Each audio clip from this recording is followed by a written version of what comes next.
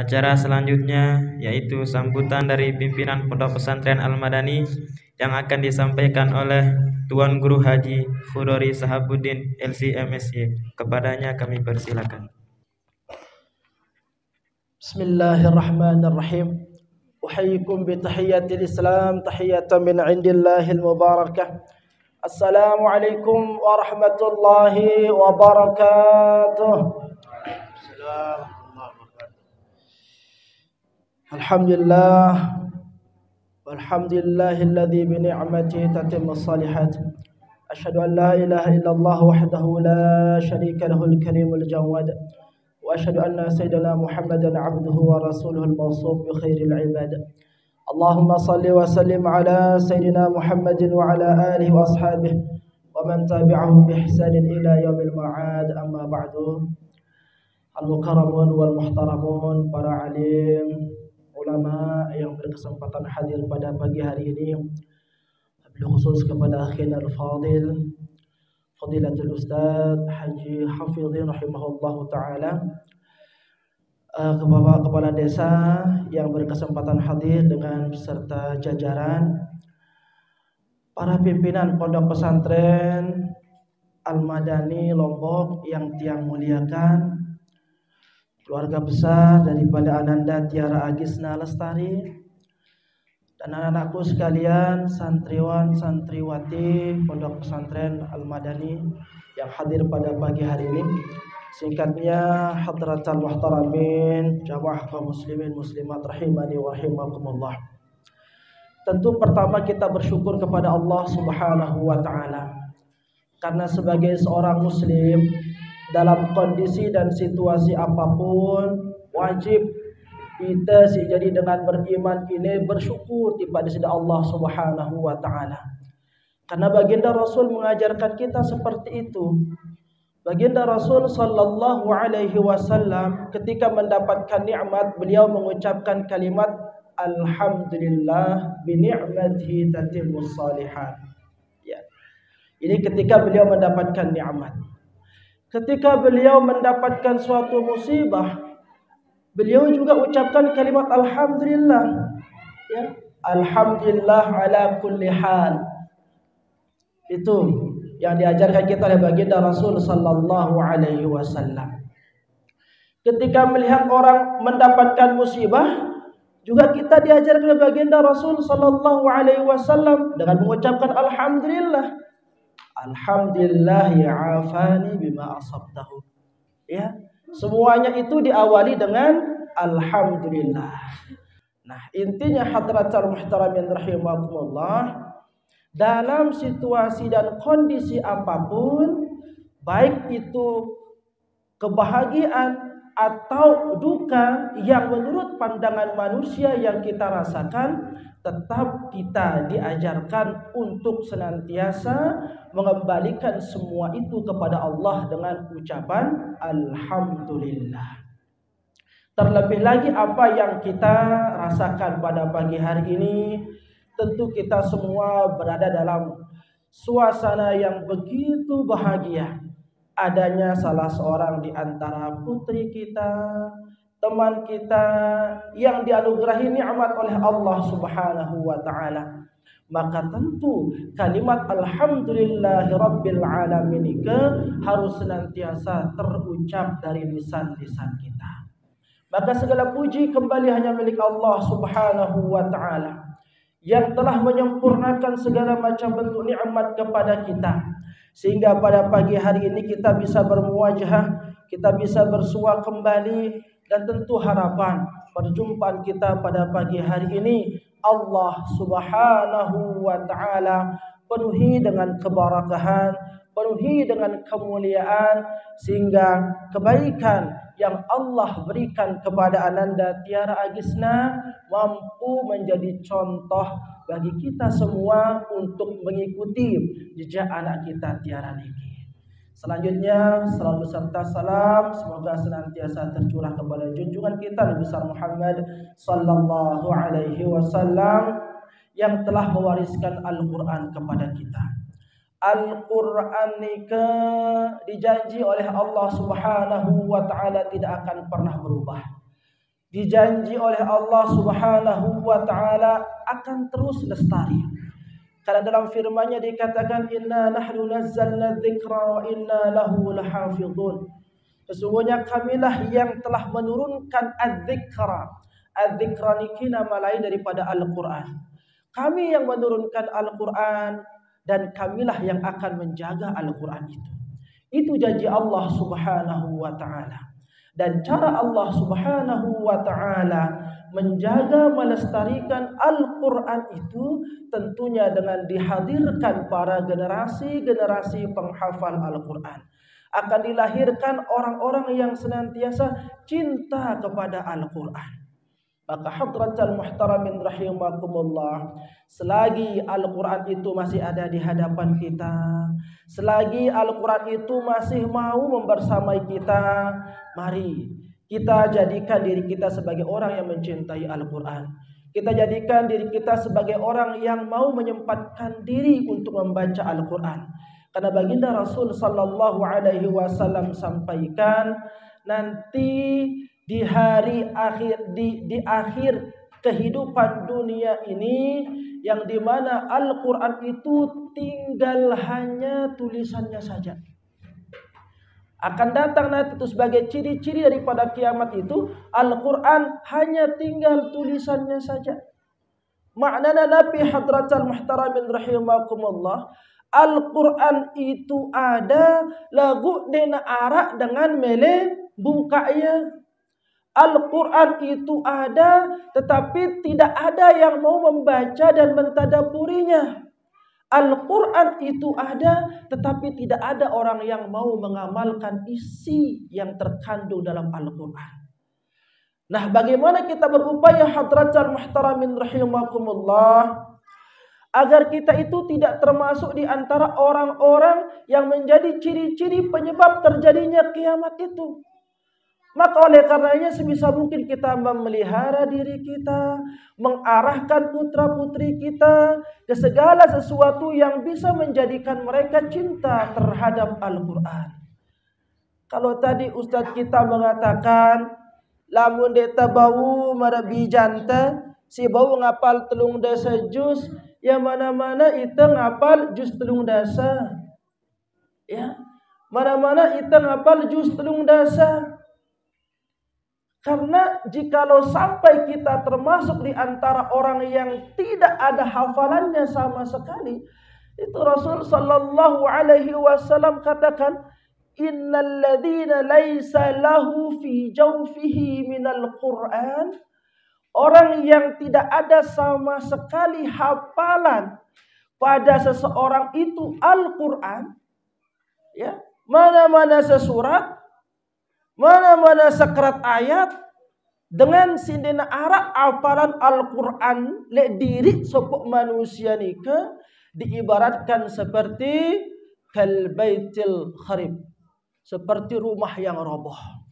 Nah, itulah perumpamaan dengan si ngaku diri na Islam, dengan si ngaku diri na beriman, lagu dena arak hafalan mana-mana sesurat le diri na. Ini dia. Maka setiap kebaikan, setiap kemuliaan patut untuk kita jadikan contoh dalam kehidupan kita. Karena Allah Subhanahu wa taala memerintahkan kita untuk apa? Fastabiqul khairat. Dalam kebaikan itu kita harus berlomba-lomba. Ya. Maka jikalau kita ingin melihat anak kita menjadi pribadi-pribadi generasi Al-Quran, maka arahkan dia ke segala sesuatu yang menjadikan dia cinta terhadap Al-Quran. Ya. Inilah tugas kita hadratal muhtaramin rahimakumullah. Sehingga kita butuh pertanyaan, kenapa sih kita harus memasukkan anak-anak kita ke tempat-tempat yang bisa menjadikan dia sebagai penghafal Al-Quran, menjadikan dia sebagai pencinta Al-Quran? Kita harus memasukkan anak kita ke tempat-tempat seperti itu hadratal muhtaramin rahimakumullah. Ya, ini bukan kita promosi, tetapi ini demi kebaikan kita, kebaikan generasi kita. Karena Allah Subhanahu wa taala menyampaikan begitu banyak kemuliaan yang akan diberikan kepada orang-orang yang mencintai Al-Quran. kepada orang-orang para penghafal Al-Quran. Coba bayangkan, di tengah orang sibuk mencari gelar, di tengah-tengah orang sibuk memasukkan anaknya, memilihkan anaknya ke sekolah yang super luar biasa biayanya. Kumbena karena itu sih jadi dengan tua semangatnya itu ke sana. Ya. Nah, di tengah orang tua sibuk memilihkan anaknya sekolah-sekolah yang menurut pandangan manusia bisa menyelamatkan dia dari keterpurukan kehidupan dunia, ya. Ternyata ada di antara orang tua yang ingin memasukkan anaknya ke sekolah, ke pondok pesantren yang bisa menjadikan dia cinta kepada Al-Quran. Maka jangan pernah merendahkan diri, jangan pernah merasa kecewa, jangan pernah merasa terhinakan dengan kita masukkan anak kita ke lembaga yang di sana dia akan dicetak sebagai kader Al-Quran. Kenapa? Karena baginda Rasul sallallahu alaihi wasallam sabdakan, sebaik-baik manusia di antara kalian bukan yang paling banyak gelarnya. Tapi apa kata baginda Rasul sallallahu alaihi wasallam? Khairukum man ta'allama al-Qur'ana wa 'allamahu. Sebaik-baik manusia di antara kalian itu adalah si mele belajar Al-Quran. Si mele belajar Al-Quran. Kencemele ya ngamalang ya, mele yang ngajarang ya. Itulah predikat terbaik yang disampaikan oleh baginda Rasul sallallahu alaihi wasallam. Bagaimana tidak? Satu huruf yang kita baca, Allah subhanahu wa ta'ala akan berikan satu hasanah. Dan satu hasanah itu akan dilipat gandakan menjadi 10 hasanah. Satu huruf. Wala aqulu alif lam mim harfun. Pengendika baginda Rasul sallallahu alaihi wasallam, aku tidak mengatakan alif lam mim itu satu huruf. Akan tetapi alif satu huruf, lam satu huruf, mim satu huruf. Maka ketika kita mengucapkan kalimat alif lam mim, sudah 3 huruf, dikalikan 10, sudah 30 hasanah Allah akan berikan kepada kita. Hanya membaca Al-Quran, kita akan mendapatkan pahala yang begitu mudah dan begitu banyak. Hanya membaca Al-Quran lah yang akan menjadikan setiap lisan kita ini berbuah pahala. Coba. Ngenu gampangnya dengan mau pahala dari Al-Quranul Karim. Sehingga wajar saja Rasul sallallahu alaihi wasallam katakan, sebaik-baik manusia di antara kalian itu adalah yang mau membaca Al-Quran, yang mau mempelajari Al-Quran. Sangat wajar saja. Dan ternyata bukan hanya di dunia saja, hadratul muhtaramin rahimakumullah. Sampai di akhirat Al-Quran akan memuliakan orang-orang yang senantiasa membacanya. Lek jelo kiamat lema digambarkan bagaimana dahsyatnya padang mahsyar hadratul muhtaramin rahimakumullah. Yang dimana digambarkan matahari hanya berjarak 1 hasta dari kepala kita. Dan nasib manusia pada waktu itu tergantung dari amal perbuatannya. Ada yang berkeringat dengan air, ada yang berkeringat dengan nanah, ada yang berkeringat dengan darah. Ada yang keringatnya sampai lutut, ada yang sampai dada dan seterusnya. Tergantung amal perbuatan manusia pada waktu itu. Ketika manusia sibuk dengan urusannya masing-masing, ketika manusia pada waktu itu lelah dengan penderitaannya masing-masing, hanya ada satu model manusia yang mendapatkan kemuliaan pada hari kiamat itu, ialah orang-orang yang senantiasa membaca Al-Quran. Orang-orang yang menghafal Al-Quran. Ya. Maka kalau kita ingin dimuliakan oleh Allah subhanahu wa ta'ala, maka jadilah diri kita sebagai penghafal Al-Quran. Minimal kita cinta dengan membaca Al-Quran. Di titik siratal mustaqim, ketika manusia di sana digambarkan bisa berlari menuju surga, bisa menuju surga dengan secepat kilat. Ada yang digambarkan dengan cara berlari, ada yang digambarkan dengan jalan biasa, ada yang digambarkan dengan merangkak, bahkan ada yang dengan perutnya pada waktu itu dalam keadaan seperti itu gambaran manusia hanya ada satu manusia yang diistimewakan oleh Allah Subhanahu wa taala, ialah mereka yang senantiasa menghafal atau membaca Al-Qur'an. Dia akan dibantu oleh Al-Qur'an itu menyeberangi sirat itu. Sehingga para penghuni surga heran dan takjub kepada orang-orang yang seperti itu. Ketika ditanya, apa yang menyebabkan engkau mulia seperti itu? Mereka menjawab, apa? Aku diberikan pertolongan oleh Al-Quran.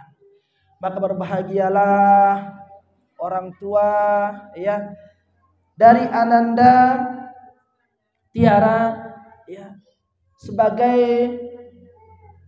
penyemangat dan motivasi Ananda Tiara yang sekarang alhamdulillah bisa menyelesaikan hafalan Al-Qur'annya. Perjuangan pelungguh sebagai orang tua daripada Ananda Tiara ini, Allah akan bayar. Allah akan bayar. Dan bukan hanya di akhirat saja, dari dunia Allah akan bayar. Dengan cara apa? Dengan cara memuliakan Anda. Nanti di akhirat semua manusia dipajang, semua manusia dipamer, semua manusia dikumpulkan dan dipanggil para penghafal Al-Quran oleh Allah Subhanahu wa taala. Mana orang tua si fulan? Mana bapak si fulan?